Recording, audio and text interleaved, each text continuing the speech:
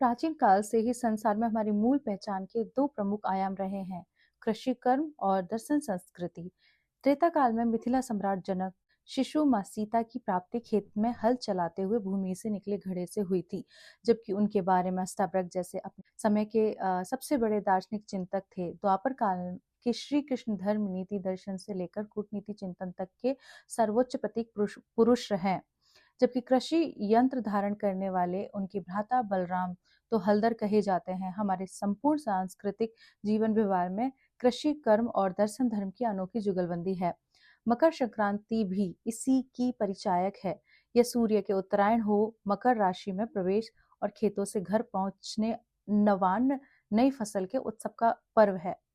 पौष मास में सूर्य जब धनु राशि से निकलकर मकर राशि में प्रवेश करता है, तो इसी क्रम में वह दक्षिणायन से उत्तरायण होता है।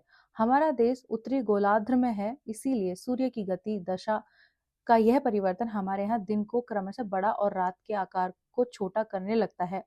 दिन प्रकाश, गतिशीलता व ज्ञान का प्रतीक है, जबकि रात अंधकार, गति, बाधा और अज्ञान की, क्योंकि इस दिन से सूर्य में ऊर्जा और ऊष्मा बढ़नी शुरू हो जाती है और दिन बढ़ने लगते हैं। इससे लोगों के भीतर भी ऊर्जा का संचार होता है। अभी तक ठंड से सिमटे बैठे लोग भी अपने अपने कामों में पूरी ऊर्जा से जुड़ जाते हैं। यह पर्व हमें ऊर्जावान बनने और कर्म में प्रवृत्त होने की प्रेरणा देता है। शास्त्रों के अनुसार सूर्य के दक्षिणायन रहने का पूरा दौर देवताओं के लिए निशा काल होता है, जबकि उत्तरायण की अवधि दिन का समय। इसलिए मकर संक्रांति को नकारात्मकता को दूर कर सकारात्मकता में प्रवेश करने का अवसर भी माना जाता है। इस अवसर पर गंगा, यमुना और तीर्थराज प्रयाग के संगम से लेकर गंगा सागर के महासंगम तक में स्नान दान आदि करने का प्रावधान है। पौराणिक संदर्भ में यह भी है कि भागीरथी के तप के बाद पृथ्वी पर उतरी गंगा ने ऋषि शाप से भस्म हुए महाराज सगर के 60,000 पुत्रों को तारने के बाद भी कपिल मुनि के आश्रम से होते हुए इसी तिथि को सागर में प्रवेश किया था। वही महाभारत के महारण के दौरान भीष्म जब मृत्यु के मुहाने पर जा पहुंचे तो सूर्य दक्षिणायन थे। इसीलिए गंगापुत्र ने देह त्याग के लिए सरसैया पर महापीड़ा में भी रहकर दिन के उत्तरायण होने की प्रतीक्षा की और मकर संक्रांति को ही संसार में महाप्रस्थान किया था। शास्त्रों में यह भी उल्लेख है कि देवासुर संग्राम का मकर संक्रांति के दिन की अंत हुआ था और देवताओं की विजय पताका लहरा उठी थी।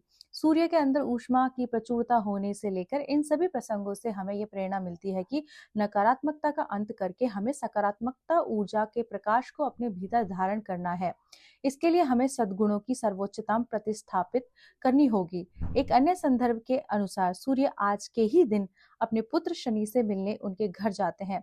इसीलिए ये अवसर पिता पुत्र के बीच की किसी भी विलगाव या मतभेद की समाप्ति और सौभाग्य का प्रतीक भी है। यानी यह सूर्य के बहाने हमारे आपसी संबंधों में ऊष्मा जगाने का भी पर्व है।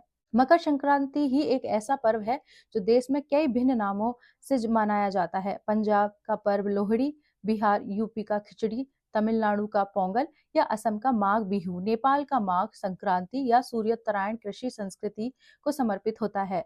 कृषक उत्तम अन्न प्राप्ति के लिए देवताओं का श्रद्धा पूर्वक धन्यवाद करते हैं। घर के बड़े लोग स्नान, ध्यान, बाद नवान्न के रूप में चूड़ा, तिलकुट, तिल आदि का भोजन जुटाने में जुट जाते हैं। वहीं युवा पीढ़ी का हर्ष और उत्साह सुबह से ही आसमान में पतंगों की ऊंची उड़ानों में होड़ से व्यक्त होने लगता है। तो फिर आज मेरी ओर से सभी को बहुत बहुत मकर संक्रांति की शुभकामनाएं और बोलिए मेरे साथ, हर हर महादेव, जय शिव शंभो।